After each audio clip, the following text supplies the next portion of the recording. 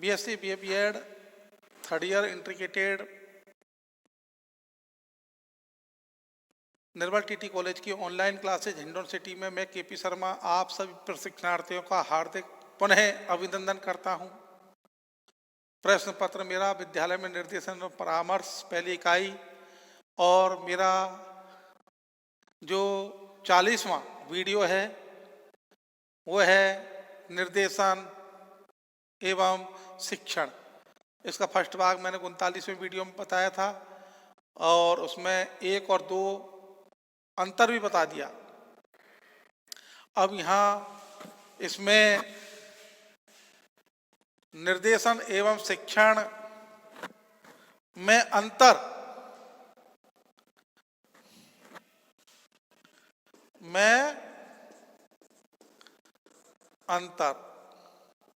ये इसका second video है। तो इनमें अंतर क्या है? तो शिक्षण टीचिंग और निर्देशन गाइडेंस। तो देखिए, शिक्षण प्रक्रिया एक तय की गई अवधि के लिए ही की जाती है। जैसे कालांश चलता है, अवधि पूरी उसके लिए है। और जबकि निर्देशन है, ये प्रक्रिया की अवधि निश्चित नहीं की जा सकती, क्योंकि यह जीवन भर या जीवन पर्यंत चलने वाली क्रिया लगातार चलती रहती है। ये प्रक्रिया जो निर्देशन की है वो लगातार चलती रहती है, उसका समय कोई निश्चित नहीं है, उसका समय कोई निश्चित नहीं है, अनिश्चित है। उसका समय कैसा है? अनिश्चित, निश्चित नहीं है। इसलिए और शिक्षण एक औपचारिक प्रक्रिया है, जबकि निर्देशन एक अनौपचारिक प्रक्रिया है। शिक्षण तो एक क्या है? औपचारिक प्रक्रिया है और निर्देशन एक अनौपचारिक प्रक्रिया है। इससे आगे देखिए, शिक्षण कार्य के लिए शिक्षण कार्य के लिए व्यक्ति के लिए पूर्व शिक्षण कार्य के लिए व्यक्ति के लिए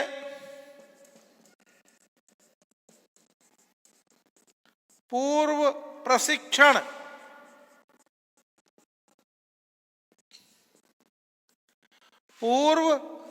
प्रशिक्षण होना अति आवश्यक है।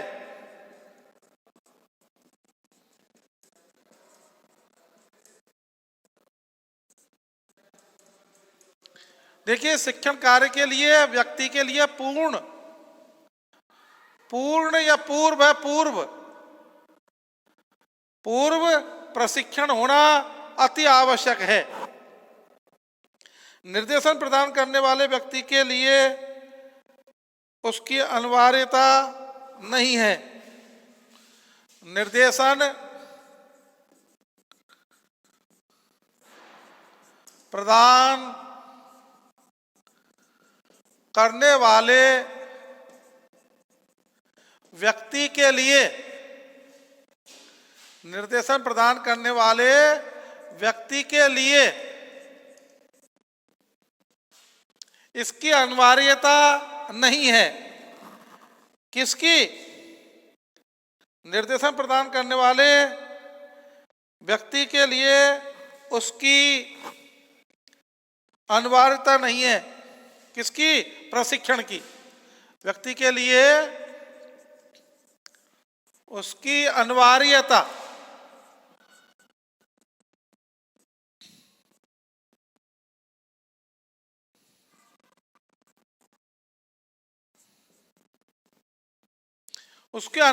नहीं है। वो ट्रेंड हो, अनट्रेंड हो, अनुभवी होना चाहिए। तो ये नंबर 3 है। नंबर 3 देखिए, शिक्षण कार्य के लिए व्यक्ति के लिए पूर्ण प्रशिक्षण होना अति आवश्यक है। ट्रेंड और यह निर्देशन प्रदान करने वाले व्यक्ति के लिए उसकी कोई अनिवार्यता नहीं है प्रशिक्षण की, केवल अनुभवी होना चाहिए। नंबर 4 बात करते हैं, तो देखिए शिक्षण कार्य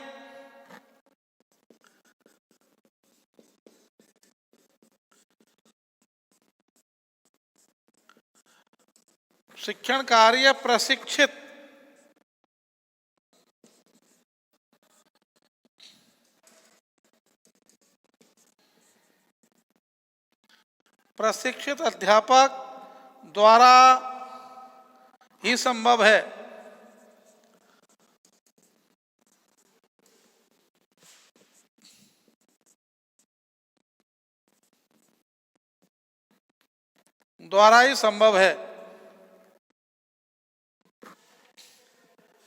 और ये 4 निर्देशन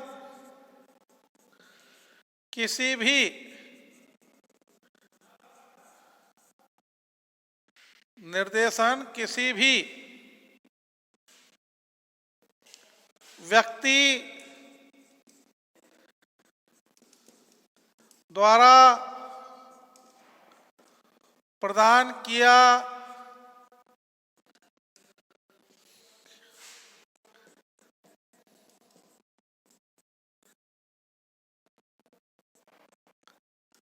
निर्देशन किसी भी व्यक्ति द्वारा प्रदान किया जा सकता है। नंबर 5 है कि शिक्षण के लिए पूर्व निर्धारित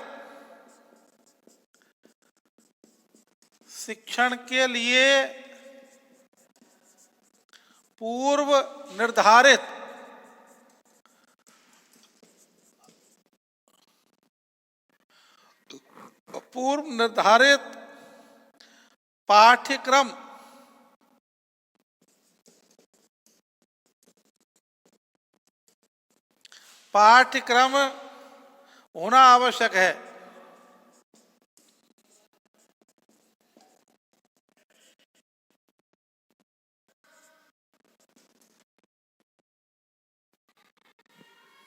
शिक्षण के लिए पूर्व निर्धारित पाठ्यक्रम होना आवश्यक है। निर्देशन के लिए पाठ्यक्रम से जुड़ी नंबर 5 निर्देशन के लिए पाठ्यक्रम से जुड़ी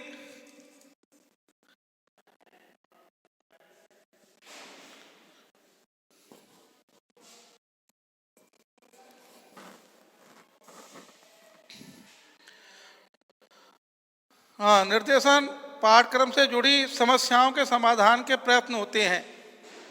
पाठ्यक्रम से जुड़ी समस्याओं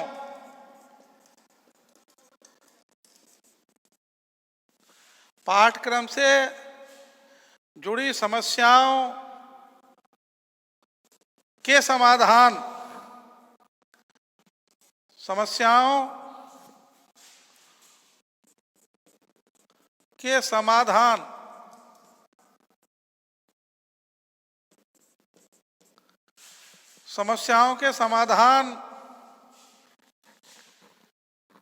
के प्रयत्न होते हैं, कोशिश की जाती है समाधान के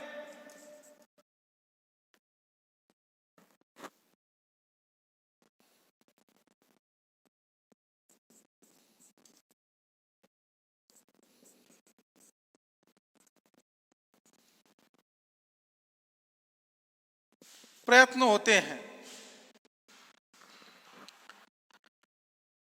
केवल प्रयत्न किए जाते हैं, उसके अंतर्गत समाधान के और शिक्षण कौशल द्वारा व्यवहार के ज्ञानात्मक पक्ष को। नंबर 6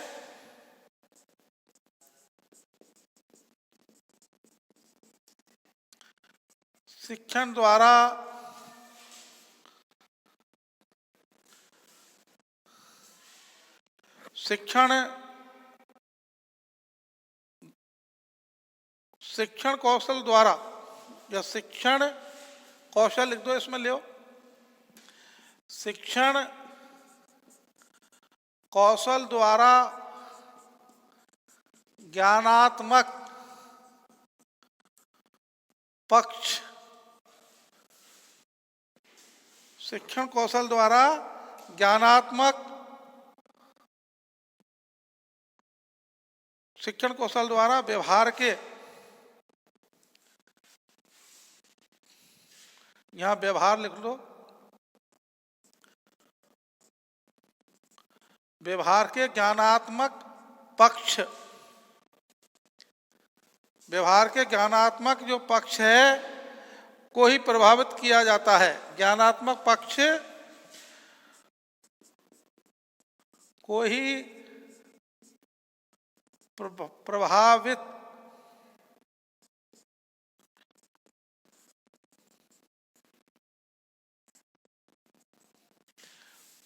शिक्षण कौशल द्वारा व्यवहार के ज्ञानात्मक पक्ष को ही प्रभावित किया जाता है। निर्देशन द्वारा व्यक्ति के संवेगात्मक, इसमें निर्देशन द्वारा व्यक्ति के संवेगात्मक तथा शारीरिक पक्ष से संबंधित, संवेगात्मक तथा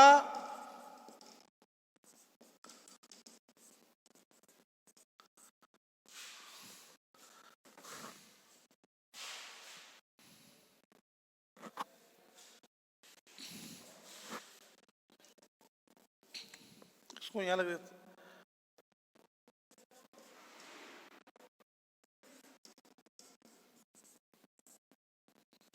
शारीरिक पक्ष। देखो, निर्देशन द्वारा व्यक्ति के संवेगात्मक एवं शारीरिक पक्ष से संबंधित समस्याओं को स्पर्श किया जाता है। संवेगात्मक तथा शारीरिक पक्ष की समस्याओं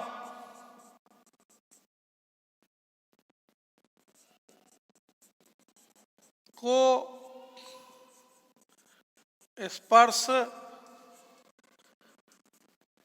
किया जाता है।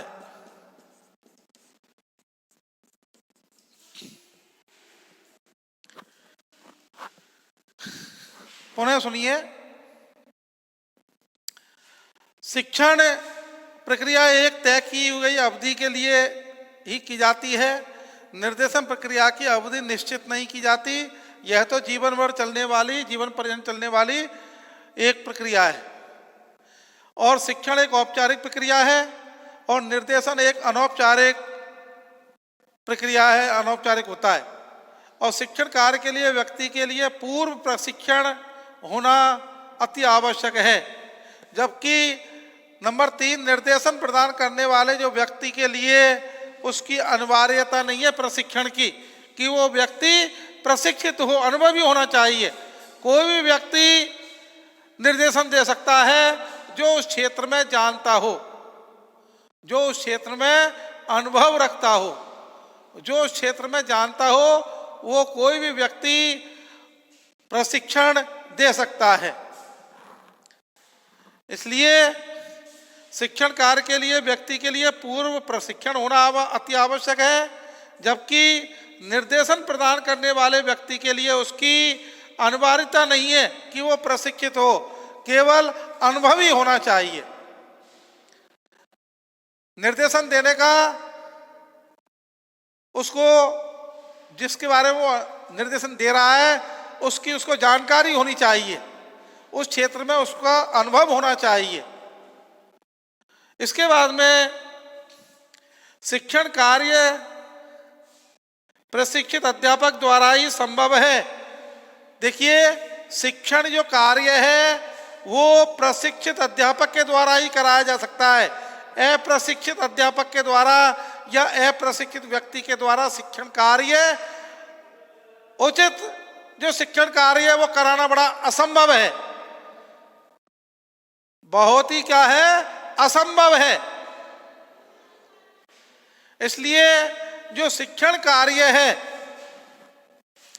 शिक्षण कार्य प्रशिक्षित अध्यापक द्वारा ही संभव है और निर्देशन किसी भी व्यक्ति द्वारा प्रदान किया जा सकता है। निर्देशन किसी भी व्यक्ति द्वारा प्रदान किया जा सकता है। केवल उसको अनुभवी होना चाहिए, उस क्षेत्र में उसको ज्ञान होना चाहिए, उस क्षेत्र में उसको क्या होना चाहिए?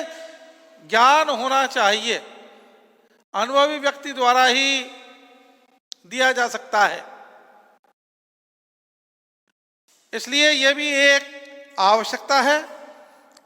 और शिक्षण के लिए पूर्व निर्धारित पाठ्यक्रम होना आवश्यक है।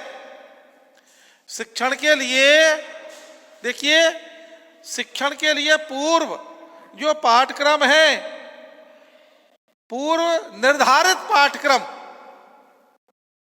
कक्षा 7 है तो 7 का जो सिलेबस है, कक्षा 7 का हिंदी विषय का या सामाजिक विज्ञान का या विज्ञान का, गणित का, जो भी विषय है, उस विषय का जिस विषय का वो शिक्षण कर रहा है, उस विषय से संबंधित उसको पूर्व पाठ्यक्रम होना चाहिए निर्धारित। पूर्व निर्धारित पाठ्यक्रम होना चाहिए, ये बहुत आवश्यक है। उसके लिए पूर्व निर्धारित पाठ्यक्रम का होना बहुत ही आवश्यक है। पूर्व पाठ्यक्रम का होना बहुत ही आवश्यक है। जल गई उधर। हाँ, पूर्व पाठ्यक्रम का होना बहुत ही आवश्यक है, ये बहुत ही जरूरी है। इसके बाद में देखिए, जो भी शिक्षण कौशल है उसके व्यवहार में ज्ञानात्मक जो पक्ष होता है, उस पक्ष को प्रभावित किया जाता है। शिक्षण कौशल के द्वारा जो व्यक्ति का ज्ञानात्मक जो पक्ष होता है, उस पक्ष को क्या किया जाता है? प्रभावित किया जाता है। जबकि निर्देशन द्वारा जो व्यक्ति के संवेगात्मक एवं शारीरिक, व्यक्ति के संवेगात्मक एवं शारीरिक पक्ष से संबंधित समस्याओं को केवल स्पर्श किया जाता है। जो शारीरिक एवं संवेगात्मक जो भी समस्या है व्यक्ति की, वो निर्देशन के माध्यम से केवल स्पर्श किया जा सकता है। और इसके अलावा देखिए, निर्देशन शिक्षण प्रक्रिया में अध्यापक और विद्यार्थी में अंतर क्रिया होना आवश्यक है। ये क्षेत्र मैंने आपको बताया, लेकिन नीचे दिखाई नहीं देंगे, इसलिए ऊपर वालों को मिटाना होगा और नीचे वालों, चलो इसको भी करते हैं। देखो, शिक्षण प्रक्रिया एक तय की गई अवधि के लिए ही की जाती है, एक समय होता है इसका निश्चित, जबकि निर्देशन प्रक्रिया की अवधि निश्चित नहीं की जाती है। यह जीवन भर चलने वाली एक प्रक्रिया है, जो जीवन पर्यंत चलती है। निर्देशन जियोगे तब से और मृत्यु पर्यंत तक चलने वाली जो प्रक्रिया है, कौन सी? निर्देशन। मैंने 1 और 2 आपको ये मिटा रहा हूं, इसके बाद में जो नेक्स्ट हैं उनको ले रहा हूं।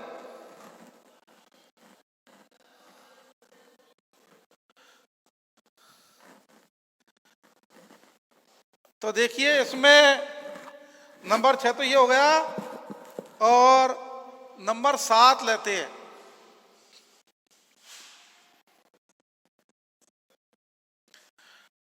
नंबर 7, तो शिक्षण प्रक्रिया में अध्यापक और विद्यार्थी,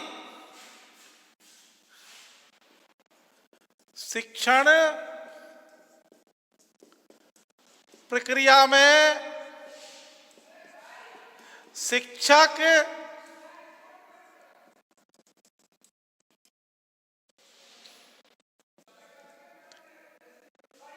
शिक्षण अंतःक्रिया में, प्रक्रिया नहीं अंतःक्रिया करो इसको। शिक्षण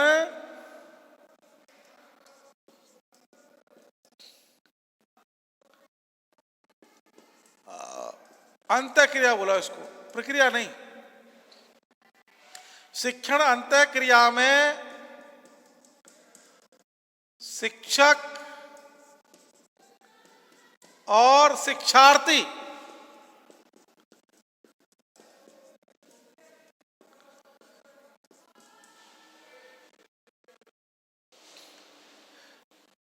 शिक्षक और शिक्षार्थी में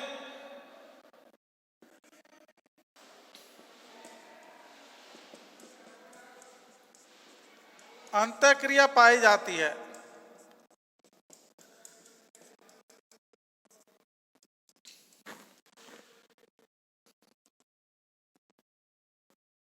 चलो इसको लियो और दोबारा बोल देते लियो।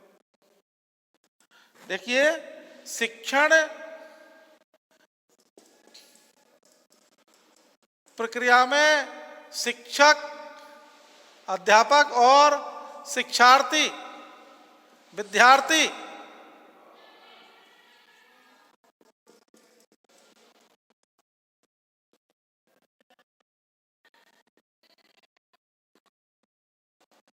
विद्यार्थी में अंतःक्रिया पाई जाती है। शिक्षण प्रक्रिया में शिक्षक और शिक्षार्थी में अंतःक्रिया पाई जाती है। इन दोनों में क्या पाई जाती है? अंतःक्रिया। किसमें? शिक्षक और शिक्षार्थी में। जबकि निर्देशन में औपचारिक माध्यमों का प्रयोग किया जाता है। निर्देशन में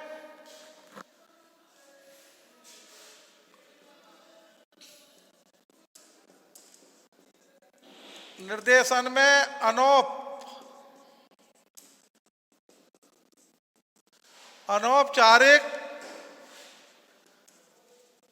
माध्यमों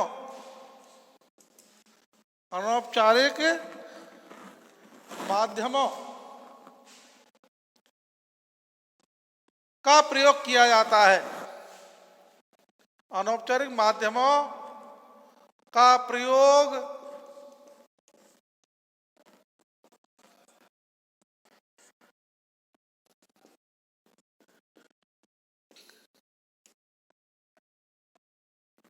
अनौपचारिक निर्देशन में अनौपचारिक माध्यमों का प्रयोग किया जाता है, जबकि इसमें नहीं किया जाता। ध्यान रखना, शिक्षण प्रक्रिया में शिक्षक और शिक्षार्थी में अंतःक्रिया पाई जाती है और इसमें अनौपचारिक माध्यमों का प्रयोग किया जाता है ताकि निर्देशन देने वाले व्यक्ति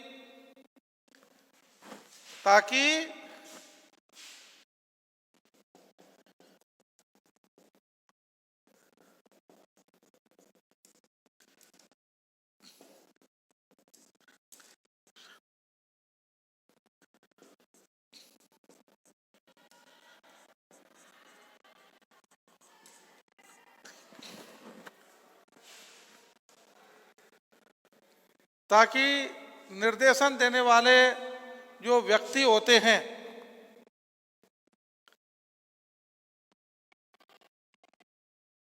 ताकि निर्देशन देने वाले और निर्देशन लेने वाले में सामंजस्य या संपर्क स्थापित हो सके। निर्देशन देने वाले और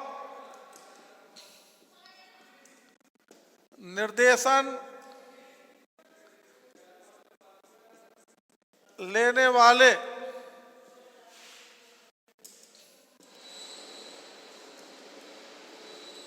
व्यक्तियों में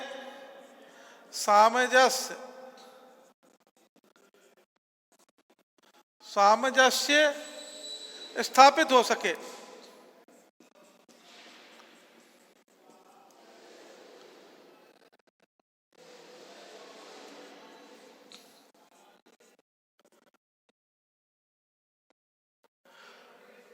देखिए, निर्देशन में औपचारिक माध्यम का प्रयोग किया जाता है ताकि निर्देशन देने वाले और निर्देशन लेने वाले व्यक्तियों में सामंजस्य स्थापित हो सके, ये निश्चित है। शिक्षण अधिगम के आधार पर व्यवहार में परिवर्तन केंद्रित होता है। एक और चलो उसको,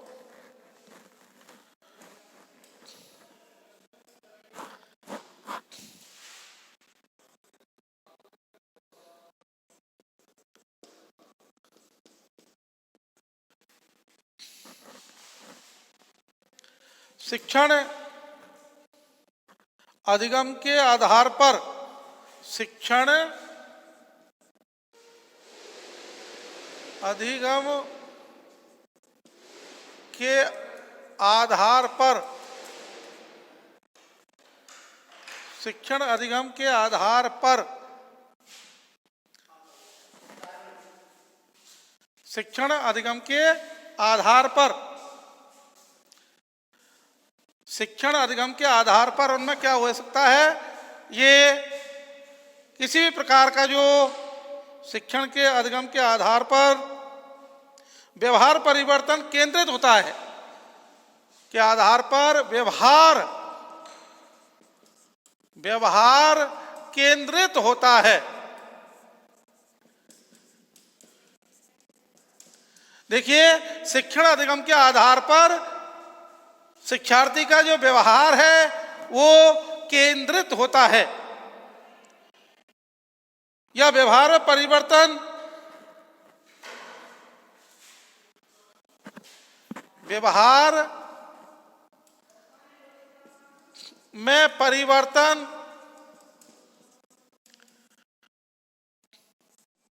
केंद्रित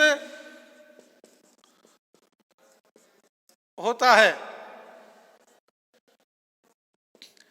देखिए, शिक्षण अधिगम के आधार पर व्यवहार में परिवर्तन या केंद्रित होता है, ये नंबर 8 है।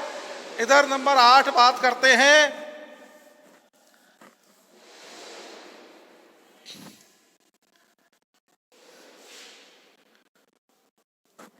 नंबर 8, इधर वो तो शिक्षण अधिगम के आधार पर व्यवहार में परिवर्तन केंद्रित होता है, किसमें, शिक्षण में, और निर्देशन द्वारा अधिगम की उचित विधियों, निर्देशन द्वारा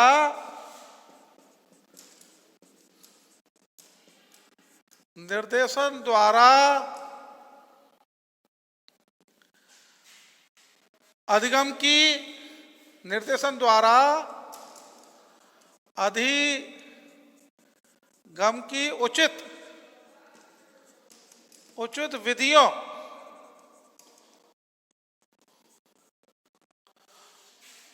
उचित विधियों को ही संकेत, उचित विधियों की ओर, उचित विधियों की ओर संकेत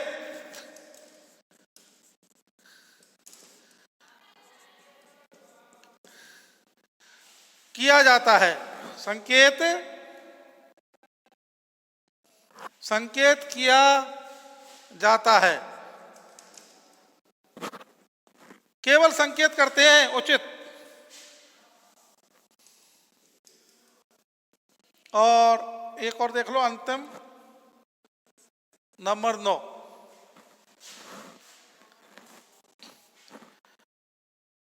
शिक्षण कार्य केवल कक्ष में ही संभव है। कितना अच्छा है, शिक्षण कार्य केवल कक्ष में ही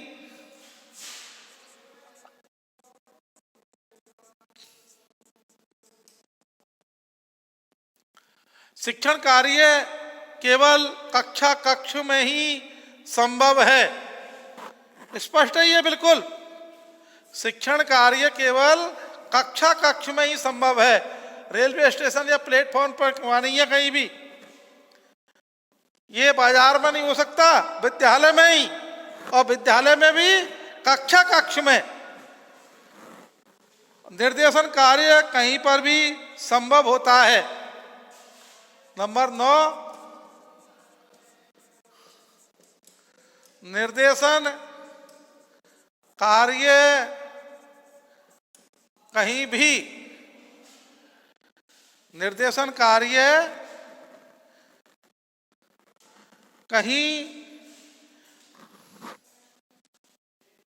कहीं पर भी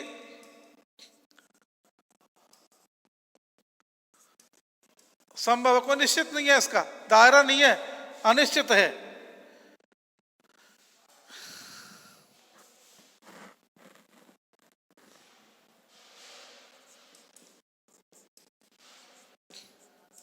निर्देशन कार्य कहीं पर भी संभव होता है। और ये तो मैंने आपको करीब ये आपको 9 ये अंतर हैं, जो अंतर केवल इनमें है। इनको और समझा देता हूं। देखिए,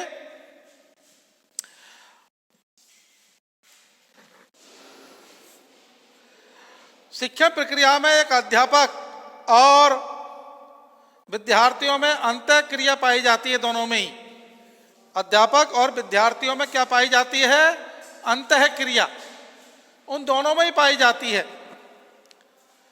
जबकि निर्देशन में औपचारिक माध्यमों का प्रयोग किया जाता है ताकि निर्देशन देने वाले और निर्देशन लेने वाले व्यक्तियों में सामंजस्य स्थापित हो सके। और नंबर 8 है, जो शिक्षण अधिगम के आधार पर व्यवहार में परिवर्तन केंद्रित होता है। केवल व्यवहार में परिवर्तन केंद्रित होता है, उसमें किसमें? शिक्षण अधिगम में। जबकि निर्देशन द्वारा अधिगम की उचित विधियों के और केवल संकेत किए जाते हैं, केवल संकेत किए जाते हैं उधर। और शिक्षण कार्य केवल कक्षा कक्ष में ही संभव है, जबकि निर्देशन का कार्य कहीं पर भी संभव हो सकता है। इसके लिए कोई निश्चित दायरा या निश्चित स्थान नहीं है। अब प्रशिक्षणार्थियों, समय की बाध्यता को देखते हुए मैं मेरे इसको यहीं विराम देता हूं। आप सभी के लिए पुनः बहुत बहुत धन्यवाद। Thank you.